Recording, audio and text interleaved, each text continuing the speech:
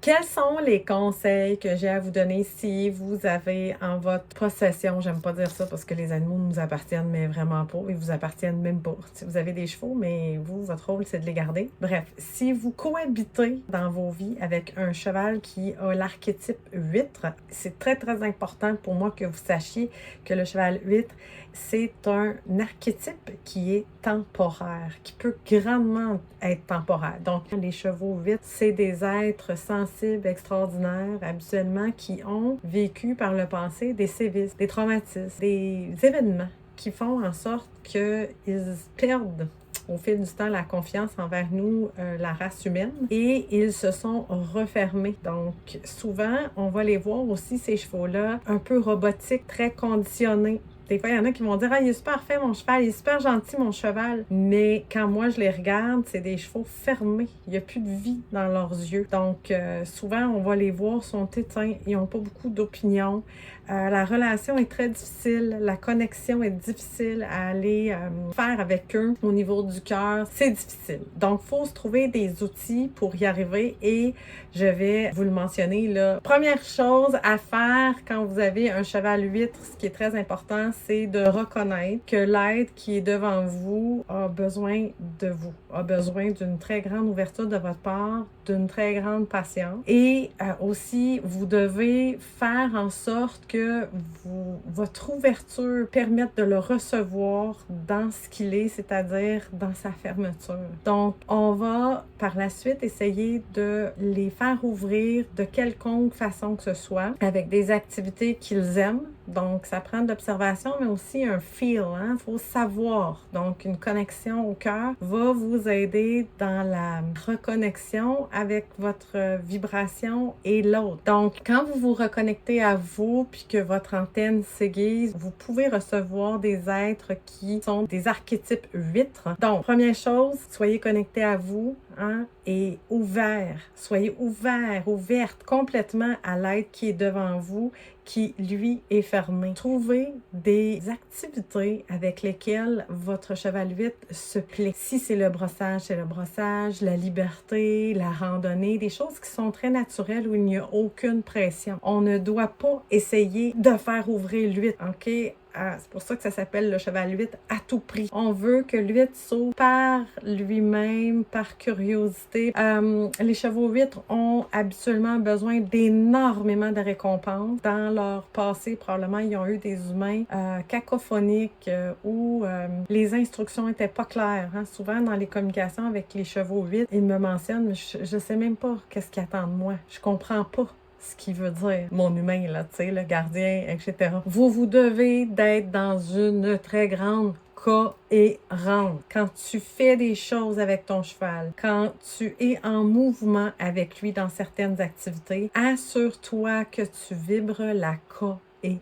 C'est quoi de la cohérence? C'est dans tes mouvements, c'est avoir une certitude de ce que tu fais est bien pour elle. C'est vraiment être bien ancré, être cohérent dans le mouvement, dans ce que tu t'apprêtes à faire avec lui. C'est-à-dire, pas commencer à poser une action, puis non, puis arrêter, puis je pense qu'elle comprend pas. Non, tout ça, ça va faire gricher la relation. Je vous l'ai dit, première chose à faire, c'est que votre poste à vous de radio, il fasse une belle mélodie parce que l'huître, souvent, a perdu confiance aux humains. Donc, c'est à toi à pouvoir les recevoir amplement dans leur fermeture pour qu'ils se sentent en sécurité, hein, les besoins relationnels. Vous allez retrouver une vidéo où je parle des besoins sur ma chaîne YouTube. Donc, c'est très, très important de pouvoir rester en contact avec le fait qu'on veut que l'huître se sente en sécurité avec nous. Donc, les punitions, ça sert à rien là, de punir. On doit être clair, on doit donner la réponse, on doit être patient, on doit être ouvert, accueillant, faire des choses que l'autre apprécie,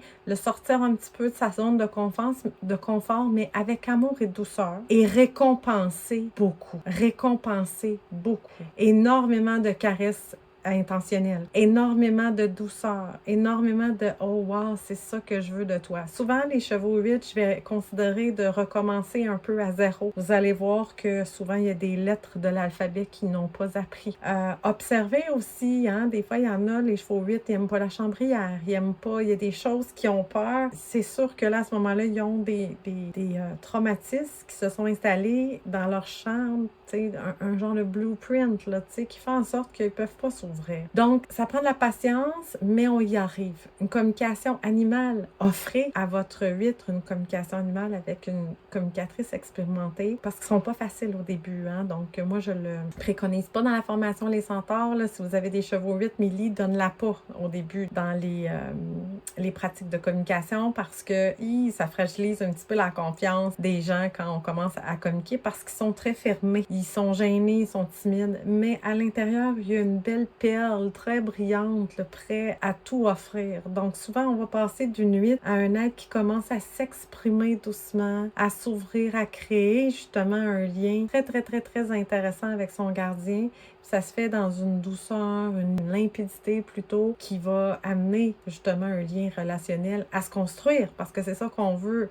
Le lien relationnel avec une huître, il y en a presque pas. C'est votre responsabilité en tant que gardien de le construire. Donc, une communication avec votre cheval huître pour voir qu'est-ce qui s'est passé dans ton passé, qu'est-ce que je peux faire moi pour t'aider à t'ouvrir. Qui es-tu? Parce qu'on a l'impression qu'on les connaît pas. Qui es-tu dans ton espace originel à toi?